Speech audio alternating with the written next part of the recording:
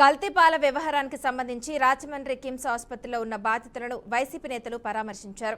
మాజీ ఎంపీ మార్కాని భరత్, మాజీ మంత్రి సితిరి అప్పలరాజు, మాజీ మంత్రి విడుదల రజని సహా పలువురు నేతలు పరిస్థితిని సమీక్షించారు. దీనికి సంబంధించి మరింత సమాచారం మా ప్రతినిధి సోమశేఖర్ అందిస్తారు. ఇప్పుడే కిమ్స్ హాస్పిటల్ దగ్గర పరిస్థితిని వైసీపీ నేతలు గమనించారు. మార్కాని భరత్ గారు ఉన్నారు, మాజీ ఎంపీ. సార్, ఏం చూసారు? లోపల బాధితులు ఏమన్నారు? ఒకటండి, కంటామినేషన్ జరిగింది. దాన్ని ఇప్పుడు దాకా వీళ్ళు నేషనల్ ఫారెన్సిక్ ల్యాబొరేటరీస్ పంపించలే, పూణే గానీ ఢిల్లీ గానీ. లోకల్ ల్యాబ్స్ లో చేయడం వల్ల ఏంటంటే ఎవరికి నమ్మకం కలుగుతుంది? ఇదైతే గవర్నమెంట్ బాధ్యత తీసుకోవాలి. అంటే బాధితులు ఏమన్నారు సార్? మీతో బాధితులు ఏం మాట్లాడారు? అదే చాలా బాధపడతా ఉన్నారు అండి. ఇప్పుడు ఒక ఫ్యామిలీ నుంచి 4-5 ఉన్నారు. వాళ్ళందరూ కూడా పరిస్థితి విషమంగా ఉంది. మరి ఇప్పుడు గవర్నమెంట్ వీళ్ళు కంటామినేషన్ జరిగింది, వాళ్ళు కూలెంట్ లీకేజ్ అని చెప్తున్నారు. అంటే ఒక యాక్సిడెంట్ కింద చిత్రీకరించే కార్యక్రమం జరుగుతూ ఉంది. సితిరి అప్పలరాజు గారు ఉన్నారు, మాజీ మంత్రి. సార్, పరిస్థితి మీరు చూశారు. మీ ప్రభుత్వానికి ఇప్పటికే చూస్తే ఈ ఘటనలు పెరుగుతున్నాయి. ఒకసారి మీరు ఏం చెప్తారు? బాధితులు ఏమన్నారు? సో మెనీ ఇష్యూస్ అక్కడ మాట్లాడతాను. సో మెనీ బాధితులు ఏమన్నారు? మీకు ఒక్క ముక్క.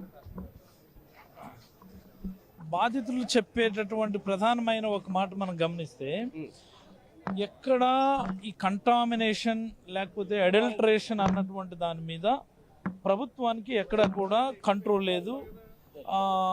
ఎక్కడ దీనికి సంబంధించినటువంటి పరిస్థితులు కూడా కనబడడం లేదు. ఏదో నామమాత్రంగా ఎక్స్గ్రేషియా ప్రకటించి విడిచిపెట్టేస్తే ఎలా అవుతుంది అన్నటువంటిది వాళ్ళు చెప్తున్నటువంటి మాట మాట్లాడదాం. రైట్, అది పరిస్థితి. అంటే బాధితులను అయితే పరామర్శించారు వైసీపీకి సంబంధించిన నాయకులు, అలాగే మాజీ మంత్రులు, మాజీ ఎంపీ కూడా. అయితే బాధితులు ఒకటే, వాళ్ళు చెప్పేది ఒకటే, ఈ కల్తీ వ్యవహారానికి సంబంధించి ఎలాంటి పర్యవేక్షణ లేకపోవడం ఒకటి ప్రధాన కారణం. దాంతోపాటు ఇప్పటికీ కూడా ఆ ల్యాబ్ రిపోర్టులు, శాంపుల్ పంపించిన ల్యాబ్ రిపోర్టులు ఏవైతే ఉన్నాయో అవి ఇంకా పూర్తిగా అందలేదు.